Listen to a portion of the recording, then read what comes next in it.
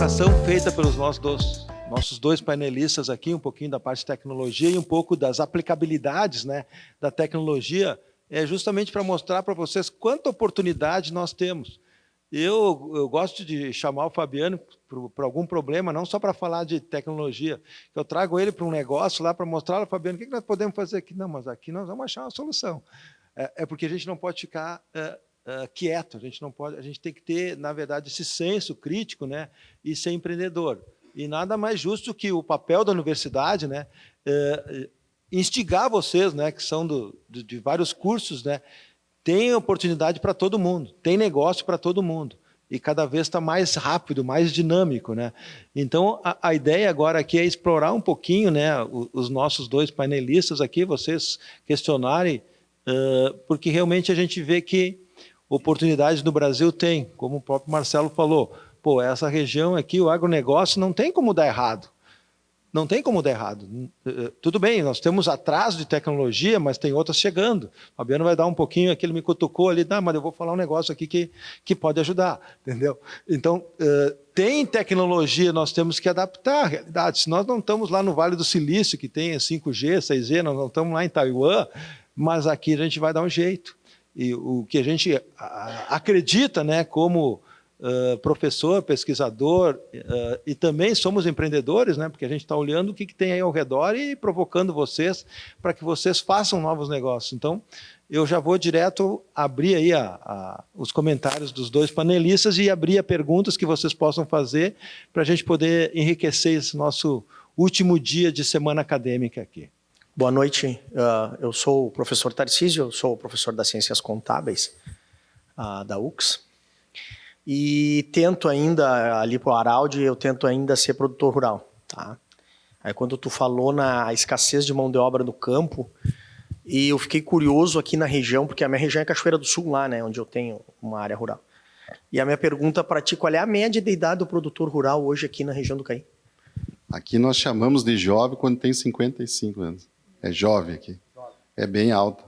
Sabe que o Rio Grande do Sul aumentou 70% a população de idosos, né? Você sabe que a nossa linha, de tanto na cidade, ela estagnou, né? No Rio Grande do Sul, a média de natalidade. Aqui, aí que está, na região de Cachoeira, lá são outras diferentes, né? Ainda se contrata algum pessoal. Sim. Mas aqui ainda não está se contratando, mas está faltando mão de obra, tanto aqui como o Vale do Caí, o Teotônio, que ainda é a chamada agricultura familiar. O que é agricultura familiar? A família ainda faz a mão de obra, mas só... Você lembra aquele dado que eu coloquei ali? Que o envelhecimento e não ter a sucessão rural, citei o caso de Vale Real. Vale Real é um município... Não é nem renda, é que tem Caxias, e o pessoal é jovem, o pessoal não quer ficar, né? O que acontece? O pessoal às vezes até retorna depois mais por causa da renda, né? Mas é a família que faz, né? Então essa é a parte. Por isso que eu digo que alguém vai fazer essa mão de obra na agricultura, que eu acredito que ou vai ser máquinas, ou serão máquinas como ali, ou robôs como no leite. Ou já tem alguém vai colher uva, um robozinho vai colher uva, isso vai acontecer, porque... Você lembra que eu falei para vocês lá? Precisamos quanto mais de alimento? Né? Precisamos 2030, nós precisamos 40% mais de alimento. Né? Então, alguém vai ter que fazer. Lá em cima eles fazem, né? Mas aqui, por exemplo, da Ceasa. Então, o envelhecimento é... Não sei se lá também. Não, é que eu tenho notado... ali naquela região de Santa Cruz, as propriedades de até 15, 20 hectares, que talvez seja o tamanho do módulo aqui, menor, a venda. Aí, esses dias ali, como eu moro em Gramado, eu sou eclético, né? Eu sou de Cachoeira, dou aula no Caí, moro em Gramado. Aí eu estava vendo ali um produtor rural oferecendo uma área, até um caso, o senhor, uma área com 8 hectares de uva Bordeaux. Ele pediu um valor baixo. Aí eu perguntei, por que o senhor está vendendo a sua área, então? Senão, o meu filho mora em São Paulo, minha mulher faleceu, só estou indo embora para a cidade, quero vender a área. Não tenho quem administre a área. Que eu acredito que seja um grande problema isso aí, né? Que eu falei, não é mais nem renda, é opção. Aqui só para vocês verem, pessoal, sabe o que é o módulo rural? O Modo rural, assim, são 15 hectares, né? Tá? 15. Sabe quanto que é a média aqui no Vale do Caí? Por isso que eu disse que aqui é a melhor agricultura, só não passando. São 4 hectares. O pessoal vive com 4 hectares e vive bem. Mas, né, o que está acontecendo é isso aí. Embora aqui fique o mais jovem, mas por isso que o digital, a velocidade, a estabilidade, ela está vindo, né? Alguém vai substituir, porque tem que fazer, o pessoal tem que comer. Né? Alguém vai ter que fazer, colher alface, plantar alface. Né? Passo para ti, Fabiano. Tarcísio, eu queria aqui dar um depoimento aí sobre isso, né?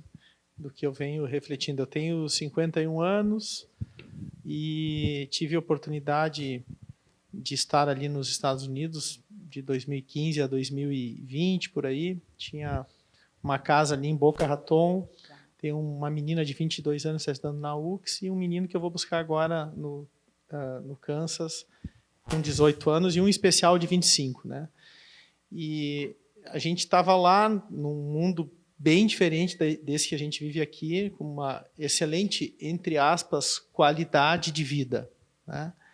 Mas a gente se deu conta que aqui a gente tem vida com qualidade.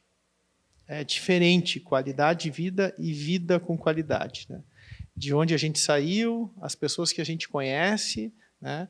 E eu estava lá com a minha menina estudando biologia, que queria fazer medicina nos Estados Unidos, e retornou, está fazendo aqui na Universidade de Caxias do Sul, porque aqui também tem coisa muito boa, né? E os jovens, na minha humilde opinião, eles vão começar a se dar conta, como nós já nos demos conta, que muitas vezes eu saio aqui de São Sebastião do Caí e vou para Caxias. Nossa, tem muita dificuldade, o custo de vida ali é muito alto, né? E você trabalha e você vai olhar no final do mês quanto sobrou na última linha. Eu estava em 2020 com meu menino mais novo, a gente foi para Nova York, ficamos 2, 3 dias juntos, eu até domino bem Nova York, e teve um momento que a gente estava ali tomando um café de manhã cedo, e ele apaixonado, porque lá o mundo é diferente, agora já está voltando, 8 meses depois, quer fazer medicina também na Universidade de Caxias do Sul, e a gente estava olhando aqueles caras ali, caminhando ali em Nova York, tu para e fica olhando aquelas pessoas, são tudo robô. 20% do nova-iorquino é dono da sua própria propriedade, ou seja, 80% de todos aqueles caras lá vivem tudo de aluguel, pagam horrores de dinheiro para estarem lá, não tem qualidade de vida aquilo, né? Metrô para cima e para baixo.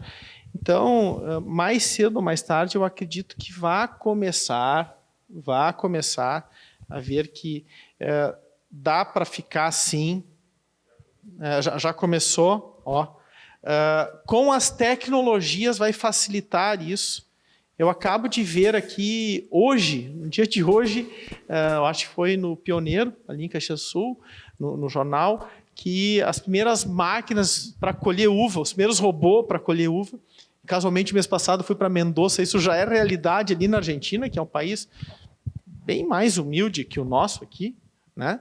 Mas lá já chegou, porque, claro, um monte de gente investindo lá em Mendoza e tudo mais, tem toda aquela, né, que vendem bem, são muito bons, né?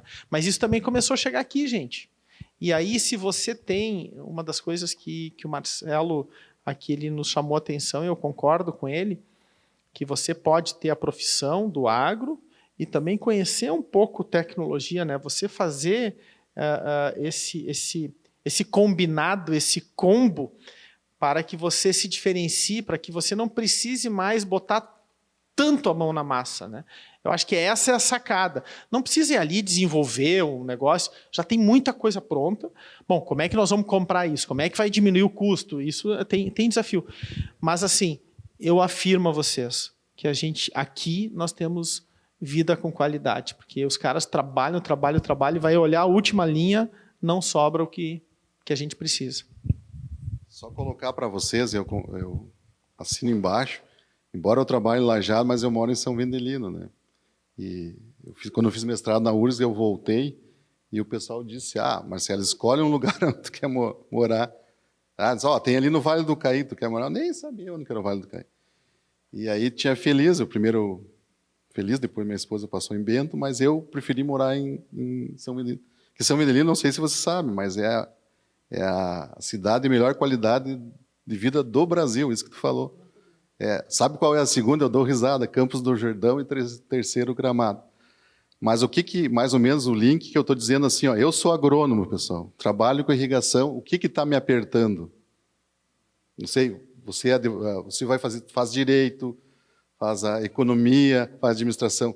Todos nós, uma hora, vamos embarrar, não é na tecnologia, é na parte digital, né? Nós temos que agregar às nossas profissões a parte digital. Não sei se vocês estão entendendo. Vender melhor, comunicar melhor, né? Que é isso que tá pegando em qualquer profissão. Não sei se vocês estão passando. Na agricultura, né? Acontecendo. É isso que eu estou tentando falar. O jovem, às vezes, é jovem. Eu fui jovem, o pessoal quer sair, mas muitos, eu estou dizendo que há oportunidades aqui grandes, e a tecnologia de informação em qualquer profissão, ela é presente, não tem volta, né? É isso que é a mensagem que eu quero falar. Eu vou aproveitar, vou pedir desculpa à prof do direito, né? Mas é que ele citou isso já pela segunda vez, eu não quero passar agora. Nós temos os generalistas e os especialistas, né? Ele é um especialista na área do agro. Eu sou um especialista, acho que sou em tecnologia, porque tem tanta coisa. Mas aí eu estava num evento lá em Gramado, de internet, e aí nós estávamos numa mesa no almoço, algumas pessoas desconhecidas se apresentando, e aí passou por um advogado, hoje amigo, Sandro Negrello, é um cara de Bento que mora em Camboriú. E aí o Sandro Negrello se apresentou, olha, eu sou um advogado da área tributarista e eu sou um especialíssimo. Isso faz uns 3 anos, né, prof? E eu, especialíssimo? Que esse cara, né, tá me aplicando? Generalista, especialista. Aí rodou, todo mundo disse, só um pouquinho. Doutor, como é que é seu nome? É Sandro. O que quer dizer especialíssimo? Porque eu não sei o que é. Aí era o que ele queria, era justamente que fizessem essa pergunta. Não, eu sou um especialista da área tributária, né? Mas com a utilização de um Watson, na época era o robô da inteligência artificial da IBM, que é o Bambambam, e é o tal de Watson, né? Você me fornece o seu CPF, eu fazia 4 avaliações por dia de CPF para dizer os riscos tributários que tinha, isso, aquilo, sucessão, não sei o quê, né? E cobrava ali R$500, fazia 4 por dia, porque tinha que entrar num monte de site, o site da Receita Estadual, da Receita Federal, isso, aquilo, cruzamento de dados. Agora eu configurei o Watson, ele é um advogado, então sou especialista na área tributária, mas com conhecimento de tecnologia, do digital e etc. Eu sou um especialíssimo. Eu achei... Não, ele me aplicou essa, eu nem sei se é real, né? Mas eu achei legal porque tu coloca o especialista com a ajuda da tecnologia como ferramenta. E aí tu continua na vossa área, do direito ou do agro, mas tu se diferencia. Porque ele disse, hoje eu consigo fazer 10 avaliações dia e não mais 4. E vendo mais barato e ganho mais. Ele me disse isso. Boa noite. Sou aluno, então, estudante da UX, do curso de Direito. Gostaria de fazer, na verdade, 2 momentos para o Fabiano, né? O primeiro momento seria em relação, sou vereador da minha cidade, presidente da Câmara de Portão. E tu comentaste ali no início da tua fala sobre a questão dos fios de energia elétrica, muitas vezes que tem relação ali com a energia elétrica, mas da telecomunicações ali, a questão dos cabos de fibra ótica. O primeiro ponto seria esse, né? Se a gente tem uma perspectiva, então, de extinguir esse tipo de situação, porque é um problema, acredito, a nível nacional. E a segunda questão, tu também comentaste sobre o governador do estado, né? Se tu tem uma perspectiva assim a curto prazo, a gente, né? Eu acompanho o governador do estado, vejo que hoje essa semana ele está em Nova York, falando sobre tecnologia, educação e inovação. E se a gente tem uma perspectiva para o estado do Rio Grande do Sul, sei lá, curto prazo, médio prazo, a longo prazo, nessa questão de tecnologia, de trazer isso para as cidades, né, como é da tua área assim mais de atuação. Como é que é teu nome? Johnny. Johnny. Vereador Johnny. Eu adoro a área política, labuto muito na política associativa empresarial, mas estudei ciências políticas e eu gosto muito dessa pauta, né? Na parte de cabos, né? Realmente o cabeamento hoje é um problema caótico, não é só na sua cidade, é no Brasil todo. A gente está vendo isso lá na Anatel. Existe nesse momento audiências públicas entre a Anatel mais a ANEEL, porque quem são os responsáveis dos postes são as concessionárias, no caso CPFL/RGE no nosso estado e Equatorial, né, que é a antiga CE, enfim, e de fato precisa-se dar um encaminhamento a esse assunto. Infelizmente, o regulatório é muito frágil, tá? Não existe hoje pela lei brasileira algo que tu consiga, digamos assim, colocar aquele causador ali na cadeia, vamos dizer assim, né, dar uma pena. Esse foi um dos motivos que eu vendi minha empresa. Um dos motivos, né? Teve motivos bons, mas esse era um motivo que me deixava muito preocupado no que vai vir pela frente nesse segmento, porque do jeito que está não tem mais como. Infelizmente tem muita informalidade, vou usar esse termo, né, de pessoas que estão fazendo coisas que não se devem nos postes, e hoje os fios ficam desse jeito, infelizmente tem gente morrendo, né, motoboys, Portão, inclusive, teve um acidente com morte por conta de fio. Um ex-candidato ao governo do nosso estado, aqui o senador Heinz, quase perdeu a vista em Caxias do Sul. Eu estive lá com ele há 90 dias atrás e nós vamos abrir audiências públicas a nível nacional através do senador Heinz, porque ele foi uma vítima, né? Então tem a questão da periculosidade, a questão ecológica, assim, porque visualmente é horrível, e a governança. Eu não sei se vocês já viram um negócio chamado ESG, que está se usando muito, é como se fosse um ISO 9000, vamos dizer assim, para ficar fácil, o E de ecológico, o S de social, o G de governança. Então, está se trabalhando muito isso, né? Está surgindo empresas novas. Eu sou um empreendedor e um investidor aqui, eu estou abrindo uma empresa nesse segmento, me dedico muito a estudar esse problema nos últimos 5 anos, porque é um problema, tem que ter solução. Onde tem dor, tem que ter remédio, né? Então, a gente vem estudando um remédio para que consiga. O número de cabos que tu pode ter no poste vai de 5 a 7, chega a ter poste com 20, 30 operadores de telecomunicações. Vamos fechar esses caras todos, estão fazendo muita coisa errada, que eu disse aqui, fizeram uma coisa muito boa para o país, passaram fibra ótica em todo o país, mas estão fazendo isso errado. O brasileiro tem muito de fazer o fazendamento em vez do planejamento, mas a gente precisa ajudar esses caras a resolverem isso, né? Pagarem por isso, né, e arrumar. Então, a resolução está saindo do papel, mas enquanto nós, cidadãos comuns aqui, munícipes do teu município, de Portão, a gente tem uma receitinha de bolo que a gente desenvolveu ali em Caxias, né, a gente pode conversar, depois tu pode nos contatar, o Ronald pode passar aí, mas nasce via Câmara de Vereadores, a Casa do Povo do município ali, com audiências públicas, chamando o prefeito, chamando o executivo, chamando o Ministério Público também e o PROCON, né? Então, a gente tem uma receitinha de bolo bem bacana para que faça-se esse empreendedor, eu era um até semana passada, né, que saia, entre aspas, da zona de conforto e que venha também limpar os postes, arrumar os postes. Se eu atendo o Marcelo, e o Marcelo, por algum motivo, contrata outra empresa, né, porque de repente eu não fui competente suficientemente para mantê-lo, eu tenho que ali retirar aquele cabo que ia até a casa dele, etc., para não deixar tudo isso aí nos postes, tá? Então, o país vai travar um debate muito forte nisso e um exercício muito forte nos próximos 5 anos, no meu entendimento.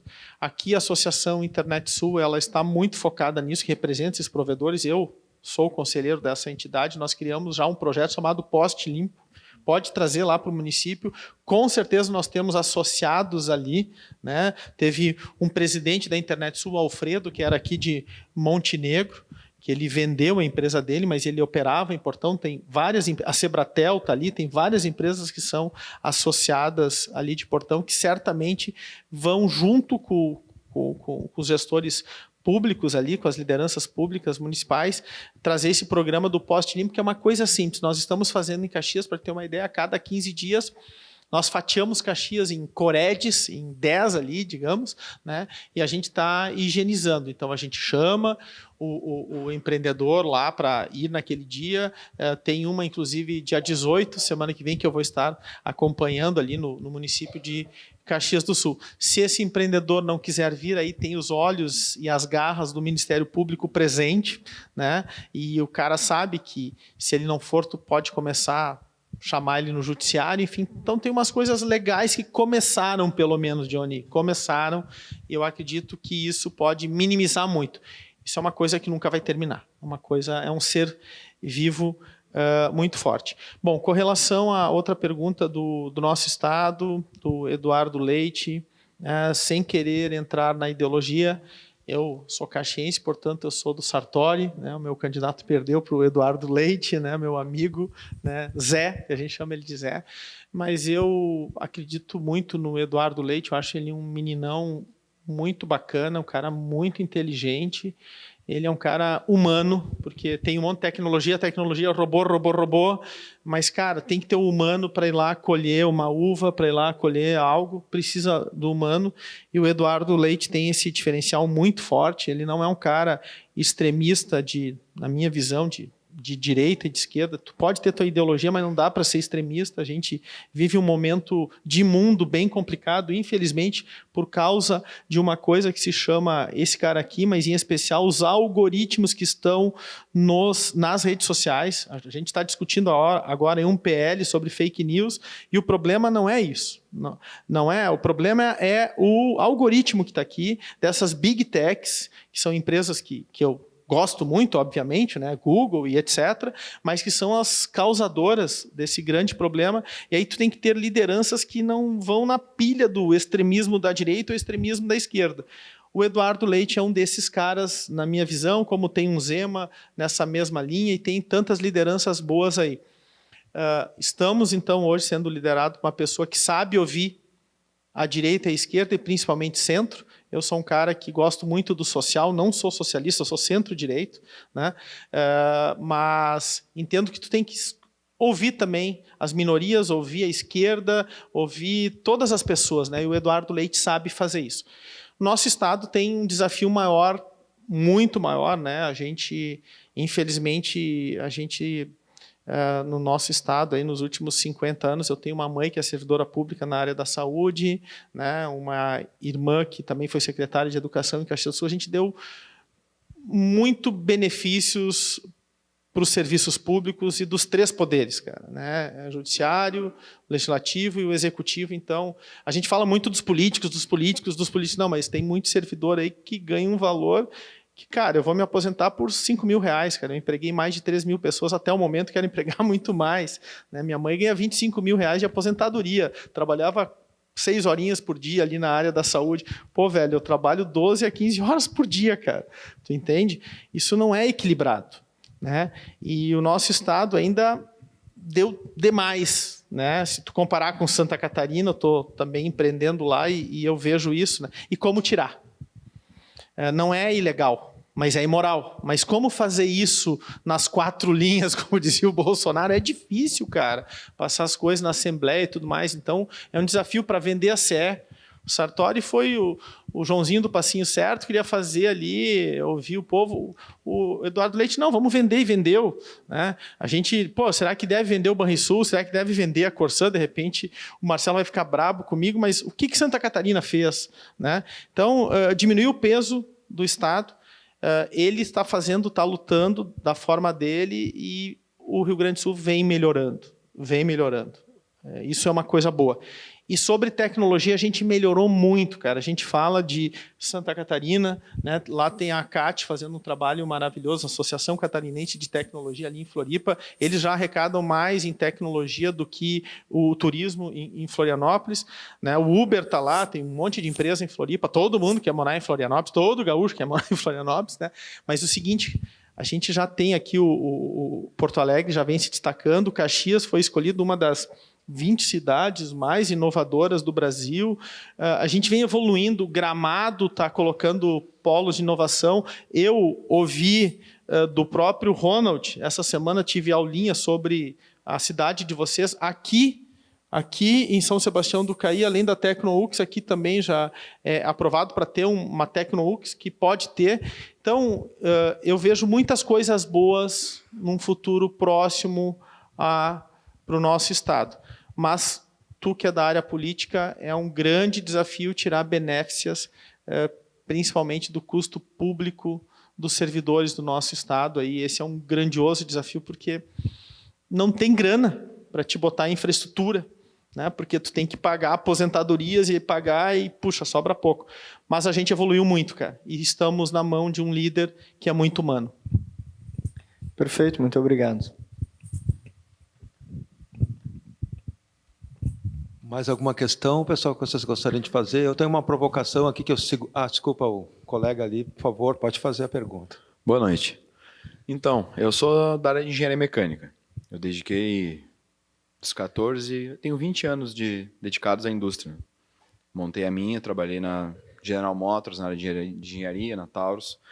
E do momento que eu entrei na indústria, aos 14 anos, lá no Senai, naquela época que o pessoal não traumatizava, sabe, quando trabalhava e estudava aos 14 anos,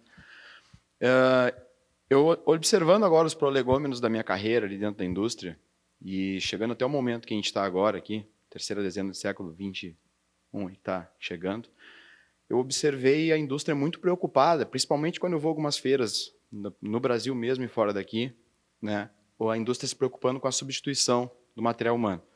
Isso já é presente, né, declaradamente na indústria de armamentos, de automóveis, com a chegada da CNC lá, comando numérico computadorizado, etc, etc. E eu observei ali naquele início ali das questões dos robôs, né, que passam veneno, que passam todas essas coisas. E aí eu me pergunto, né, pergunto para os três, né, vocês veem a indústria brasileira, a indústria nacional do território pátrio, ela querendo chegar também desta forma, evoluindo a nossa forma de poder construir máquinas e fazer com que isso se evolua também dentro do quadro nacional para o produtor, para tudo isso que aí está, com a questão robótica embarcada, né, a questão, inclusive, bom, dentro da questão do agronegócio, ele tem muita coisa que pode ser feita, energias, e aí já a gente pode entrar em questões aí que estão sendo debatidas a respeito do nosso reator nuclear, aí, né, 24 horas a gente tem ele, que é o sol, e uma energia mais limpa é uma das preocupações que a gente tem mundiais, né? E aí a pergunta que eu faço é a questão de evolução, né? Do momento que a gente está agora, quanto tempo vai demorar para que a indústria chegue nesse nível, para que as coisas sejam fabricadas aqui, dentro do nosso próprio país? Porque muita coisa grandiosa assim vem de fora, né? Vamos colocar, isso não tem aqui ainda, isso que está chegando. A minha pergunta é quando que a gente vai ter autonomia de fabricação dentro do território nacional? Na visão de vocês, é claro. Obrigado. Eu vou só colocar eu sou da Emater, né? Nós somos chamados extensionista rural. O que é extensionista? É essa questão desse cuidado, entendeu? Que, por exemplo, não pode ser só tudo robô, entendeu? Não pode ser só tudo robô. Nós temos que fazer assim, ó, essa discussão que nós estamos fazendo. A agricultura é bom, né? Você sabe que a Israel já produz carne, uma impressora, né? Não vai precisar plantar. Mas aí nós fizemos esse meio campo, entendeu? Por isso que a extensão rural da nossa agricultura familiar ficou tão forte, porque assim, ó, nós conseguimos não deixar a agricultura tão atrasada. Essa eu estou dizendo só a primeira função da Emater. Vai vir o robô, vai vir a coisa, mas nós sempre vamos fazer essa reflexão que há a oportunidade e é diferente, a indústria é diferente, é um processo mais mecânico e o que a sociedade quer, principalmente a alimentação, nós não podemos só deixar no automático. É sabor, é melhor alimento, então essa é a nossa parte. O que eu vejo é isso aqui, ó. Nós vendemos para a China um navio lá de soja, todos os equipamentos que estão aqui, né, que vem drone é chinesa, da Ucrânia, é russo, as máquinas é Jacto. Então, nós não temos a tecnologia aqui, né? Mas eu vejo muita oportunidade, entendeu? Aquilo que eu estava falando ali, localmente, né? Alguém pode fazer isso aqui. Lá para, não sei se eu estou tentando colocar lá para cima, para aquela coletadeira é John Deere, é americana, a tecnologia não tem o que fazer.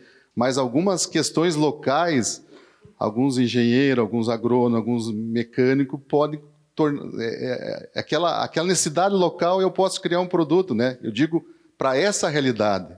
Você entendeu? Eu não tenho um robô aqui que colhe alface, só para colocar. Não vai vir lá, vamos dizer, do Japão é diferente. Mas talvez aqui seria uma oportunidade de... Vai surgir alguém, né? Outra coisa que eu sempre faço, né? Se eu faria hoje uma faculdade, eu faria agronomia e mecatrônica, né? Entendeu? Porque alguém vai ter que arrumar esses robozinhos. Eu vou chegar lá no robozinho, eu chego numa propriedade, só colocando a minha parte. O robô lá está dando tilt. Eu sei que, né? Mas alguém vai ter que dar uma olhada. Mas assim, ó, a tecnologia que eu vejo, né? Os robôs é tudo fora.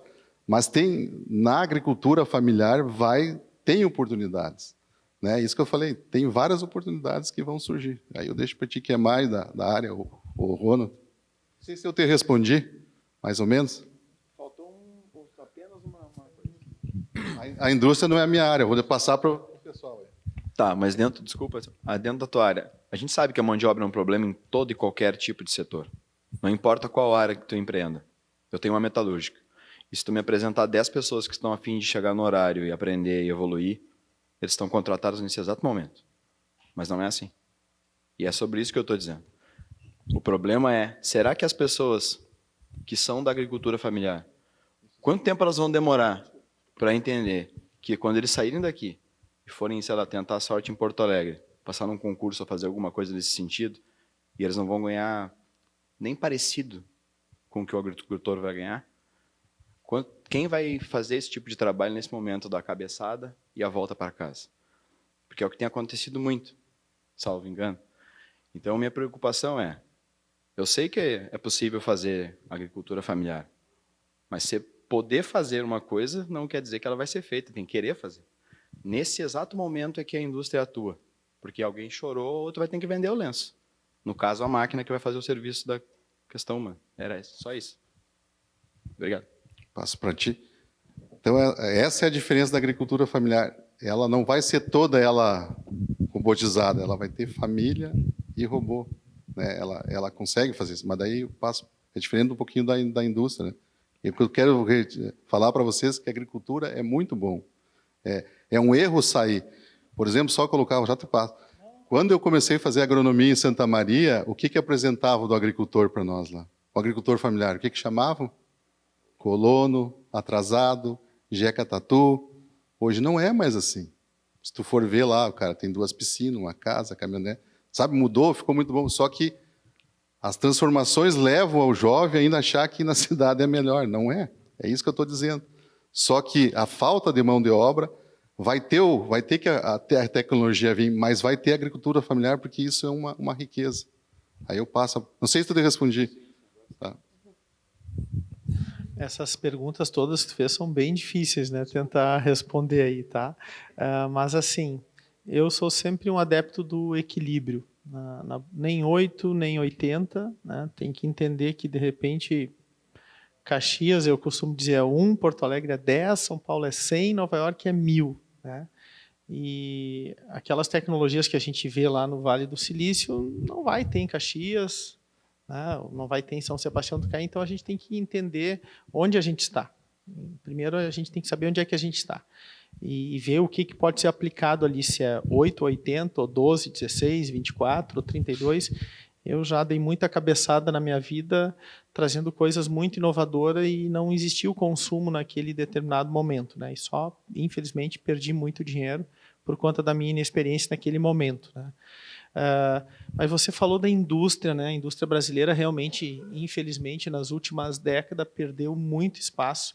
A agricultura ganhou muito espaço. Parabéns para a agricultura, né? Mas uma liderança precisa estar atenta ao todo, né? A indústria, eu não sabia, tá? mas eu acompanhei uma comitiva, eu faço parte aí de uma mobilização chamada Mob Caxias, que somos nós, do povo, mobilizando a nossa cidade e que já virou Mob Serra agora, né? Tem um aeroporto que a gente está trabalhando, porto, ferrovia com vacaria, uma série de coisas. E a gente foi para Brasília lá apresentar para os novos líderes lá quem somos, quem é o Rio Grande do Sul, quem é a Serra Gaúcha. E a gente conseguiu, foram 4, 5 dias, o reitor estava lá, a universidade presente, super presente, parabéns para a UX, todo mundo sabe quem é a UX em Brasília. Essa semana chamei a atenção de vários lideranças, inclusive do nosso prefeito em Caxias do Sul, que tem que ter um escritório em Brasília, né? Porque o dinheiro está lá, então a gente tem que, de alguma forma, saber como fazer isso lá. Estava um vereador de Estância Velha, encontrei no gabinete do Mourão, do senador, mas o Bolsonaro, cara, ele tinha tirado o ministro da Indústria. Eu votei no Bolsonaro e respeito quem votou no atual presidente Luiz Inácio Lula da Silva, está tudo certo, né? Mas, assim, eu não sabia que a indústria não tinha mais ministério. E ali a gente foi apresentado ao Geraldo Alckmin, a gente conversou com o vice-presidente, o cara é um monstro, o cara é muito bom, cara. Eu fiquei impressionado com aquele médico lá. E ele é agora, além de vice-presidente, ele é o ministro do Desenvolvimento da Indústria e Comércio. E defendendo a indústria, a gente estava com um ícone de Caxias do Sul chamado Rubens Bisi, um grande diretor da Marco Polo, né? E ele trouxe alguns números assim bem preocupantes do que foram aí os últimos anos, né? As últimas décadas enquanto indústria, né? Mas aquele líder ali chamado Geraldo Alckmin, realmente me impressionei com ele. O quão ele está ligado da importância da indústria para o nosso país e da riqueza gerada por isso, respeitando o agro, respeitando tecnologia, respeitando saúde. Olha, cara, se tiver políticas públicas, né, independente da área, com seriedade, nós avançaremos muito, não tenho dúvidas disso. Mas a gente vai falar, e nós vamos chegar aqui na universidade num ponto chamado educação. Se o nosso país não investir em educação, nós estamos... Cara, a gente fala isso desde que eu me conheço por gente e a gente não toma jeito em fazer isso. Independente das cores partidárias, se é Grêmio, se é Inter, eu fico impressionado com isso. E sem investir em educação, a gente está fora. E educação das mais simples, do tipo chegar no horário, do tipo querer trabalhar. Né? Porque a gente vai lá em Taiwan, a gente vê aqueles caras que são seres humanos como nós, humildes, que não colocam um chiclete no chão, porque senão recebem uma multa de 3 mil, 30 mil e vão para a cadeia, porque jogaram um chiclete no chão. E a gente, muitas vezes, aqui, a gente não respeita um professor. Eu fui lá no Templo de Confúcio, é só sobre educação. Se vocês viram o vídeo do reitor, eu estava com ele, eu filmei ele ali. Cara, é só sobre educação, o respeito que eles têm pelos mestres e pelos caras da segurança, e a gente não vê isso mais no nosso país. Quer dizer, de repente eu nunca vi, né? Eu digo, cara, impressionante, né? E aí, não chegar no horário, daqui a pouco o empregador tem que ir lá respeitar, porque é tal da injustiça do trabalho, com todo respeito à prof, do jeito que eu não chamo. Quando eu estudei, eu disse para a prof lá, era até uma juíza em Caxias do Sul, a professora Tronca, eu disse, injustiça do trabalho. Não, é justiça... A senhora nunca foi empregadora, então, né? Mas, enfim, tem o outro lado também, tem que respeitar, mas educação também é fundamental. Isso aqui que a gente está fazendo é muitíssimo importante, cara. Eu só queria complementar ali a resposta, né, do nosso colega aí. O seguinte, nós tivemos aí na segunda-feira uma discussão sobre reforma tributária. Só queria pegar esse gancho. Nós precisamos disso também, tá? E é o momento. Não adianta nós dizer assim, como o Fabiano e o Marcelo falaram, nós vamos ter que brigar, porque a reforma tributária nós temos, para poder chegar perto desses países que foram citados aqui, podemos falar só da Europa ou mesmo dos Estados Unidos, se nós não tivermos uma reforma tributária, nós estamos quebrados, pessoal. Nós não vamos ter um empreendedor, vai ser mais difícil ainda. Vocês aí, jovens, e eu me considero um velho jovem, eu penso como jovem, a gente tem que criar novos negócios. Nós temos que sair da zona de conforto, nós não podemos ficar acomodados, mas nós precisamos do apoio, como o Fabiano falou, tem que ter a união nós temos que ter união das lideranças, nós temos que bater na porta de Brasília, nós temos o Mob Caxias, que eu também faço parte desde a origem lá, que foi fundado, e temos que estar batendo na porta todos os dias, porque senão a coisa não vai acontecer. Tá. Então, eu só queria pegar esse gancho para também corroborar que nós precisamos de uma reforma tributária, porque senão a carga tributária ela é muito complexa. Os contadores estão aí, pode até me ajudar, né? Por que nós temos que fazer tanta conta se dá para simplificar? Nós temos que simplificar por quê? Porque nós temos que trabalhar mais e fazer mais negócio, mais business. Nós temos que fazer mais business e atender de forma a população, aquilo que o Fabiano falou, a sigla de sustentabilidade, governança social, tá? E é isso que a gente quer, é isso que a gente precisa, e a educação é um dos cargos-chefes. Só queria pegar esse gancho, não deixar nós esquecer que a gente precisa apoiar. Bom, até o palestrante falou na segunda-feira, da pior reforma tributária que sair, vai ser melhor que a de hoje. A pior que sair vai ser já melhor do que está hoje posta para nós, ou para qualquer empresário, ou para qualquer empreendedor que queira iniciar um novo negócio. Eu queria só fazer esse gancho para não aproveitar. Quem é? Por favor. Eu só quero lançar uma questão, porque eu trabalho bastante, sempre voltado com empresários, e nesse momento, dessa nova eleição para cá, se ouve todo dia uma grande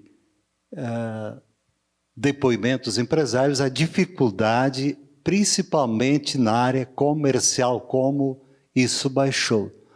Gostaria, dentro do conhecimento do nosso ilustre palestrante aí, com toda essa informação tecnológica, e justamente dentro da área de Brasília, colocar por que isso está acontecendo, qual é o foco que realmente está meio fechado nesse momento em relação ao anterior. A gente tem que fazer algumas leituras bem importantes, né? A gente tem uma crise global nesse momento, né? O que está acontecendo no mundo é bem sensível, né? Os Estados Unidos estão numa baixa bem complicada ali. A previsão é que as coisas comecem a melhorar no final desse ano para o próximo. A crise lá é bem maior do que a brasileira. A gente está numa guerra ali, né, na Rússia. Eu estava recebendo um amigo de Londres esse final de semana. Os caras estão... A energia lá subiu 3 vezes, porque os caras são nutridos pela Rússia por gás, né? E eles não têm ali o que nós temos, as hidrelétricas aqui, né? Então subiu muito a energia aí, a crise que está dando aí com a União Europeia. Enfim, então a gente tem que fazer essa leitura de uma crise global, uma crise internacional. No Brasil, não querendo entrar na ideologia, mas a gente vive uma crise institucional, eu vou dizer isso. Nesse momento, a eleição foi muito parelha, enfim, infelizmente, até por conta das redes sociais, que faz muito essa bipolarização, né, por conta do algoritmo, né, porque se eu gosto do Grêmio, ele só me mostra notícias boas do Grêmio e as coisas horríveis do Inter. E a recíproca é verdadeira. Então, cada vez mais eu detesto mais o Inter, o outro, cada vez mais o Grêmio, mais o Grêmio. E, cara, a gente é brasileiro, tia, né? Independente do Grêmio ou do Inter, nós somos gaúchos, né? Isso começa a ficar um pouquinho complicado, mas a gente vive uma crise institucional. Não tem como não dizer que não tenha uma crise institucional com tudo que a gente está vendo. E aí vem umas políticas... Vem uns projetos de lei tipo do fake news, que é um negócio muito sensível, e aí uma radicalização total, principalmente na questão ideológica, e deixando temas tão importantes como a reforma tributária, ou reforma administrativa, ou reforma política partidária, que não é só essa, tá? Tem que vir as outras, o tríplice, aí, o triple play junto, e até digo que tem que olhar bastante aí a questão do artigo 32, que fala muito da repartir melhor os tributos. Hoje 60% fica para a União, 25% para o Estado e 15% para o município. Cara, a gente vive aqui no município de São Sebastião do Caí e tudo que a gente arrecada fica 15% aqui, 85% vai embora. Aí depois tem que voltar esse dinheiro e aí cheio de emenda e cheio de coisas e etc. Mas por que está se vendendo menos, né? As pessoas estão preocupadas. Será que eu tiro meu dinheirinho do banco para ir lá comprar um carro novo, para ir lá comprar uma máquina nova, para investir um pouquinho mais? Tem pessoas com menos dinheiro também, né? Então, é um momento um pouco sensível. Tem que ficar olhando para tudo isso. Mas eu sou um entusiasta. O brasileiro é um cara muito dedicado, muito trabalhador, apesar de alguns detalhes que a gente falou sobre educação. Eu acredito que a gente vai conseguir superar. A gente precisa consumir, a gente precisa comprar, a gente precisa fazer girar a roda, né? Tirar um pouco de lado as ideologias aí, independente de qual que tu defenda, e defende o teu país, cara. Defende o Brasil, e a gente tem que comprar, vender, negociar, empregar, gerar imposto, né? Estudar. Se a gente esquecer um pouquinho o que está acontecendo e a gente mirar mais nisso, eu acredito que vai melhorar. Tá? É isso. Não, obrigado pela colocação, mas a questão, assim, eu me pergunto muito assim, a questão, está havendo muitas demissões nas empresas e fechamento de empresas. Então, isso me preocupa bastante, porque esse povo deixa de consumir a grande parte que consumia. Essa é uma questão que está em evidência, né? E só colocar que o Brasil se tornou uma potência na agricultura. O Brasil fez uma decisão política em 1970 de se tornar um player, que o pessoal diz. Só para vocês verem, eu fico triste porque eu vejo que a indústria, né, não tem um Ministério da Indústria. Nós jamais na agricultura não tem o mapa, não tem o MDA. Ele fez uma decisão política. Ele aportou recurso. Só para vocês terem uma ideia, a agricultura familiar, o juro agora está 13,75, né? Tá? O empresário vai pegar aí na parte da indústria, tem que pagar quanto? 13,75. O Brasil fez uma decisão para o agricultor se tornar competitivo. Aquela parte, ele cobra 3%, 4%, a outra parte o governo coloca. Sabe, o governo fez uma decisão. Eu preciso que esse pessoal produza bem, barato, competitivo. E o que ele fez mais? Ele precisava levar a tecnologia para todo o Brasil, quase todo. Fez as Embrapas, que a Embrapa é isso aí, são células de pesquisa, multiplicadores, né? O que eu vejo, modelo assim, ó, o Brasil não tem muito apoio mesmo para o pequeno empresário da indústria, né? Vocês têm que meio enfrentar. Já pensou se vocês tivessem a mesma oportunidade no agricultor familiar, né? O Brasil, né, eu pegaria um dinheiro mais barato, teria um recurso mais barato, eu desenvolveria mais questões baratas, né? O que acontece é isso aqui, ó, na agricultura e comércio fica assim meio, quem pode mais chora menos. Por isso que a agricultura desenvolveu tanto. Ela teve oportunidades e o governo teve política, sempre teve política. Não sei se vocês viram aí, sempre tem, né? Então, eu acho que deveria ter mais uma... O Brasil deveria ser melhor nessa parte. O Brasil faz mal essa parte. Por isso que as tecnologias vêm tudo de fora. Minha visão é essa. Mais alguma questão, pessoal? Acho que eu, então, já vou agradecer novamente aí os dois panelistas. Acho que conseguiram engrandecer um pouco mais para nós fecharmos essa nossa semana acadêmica.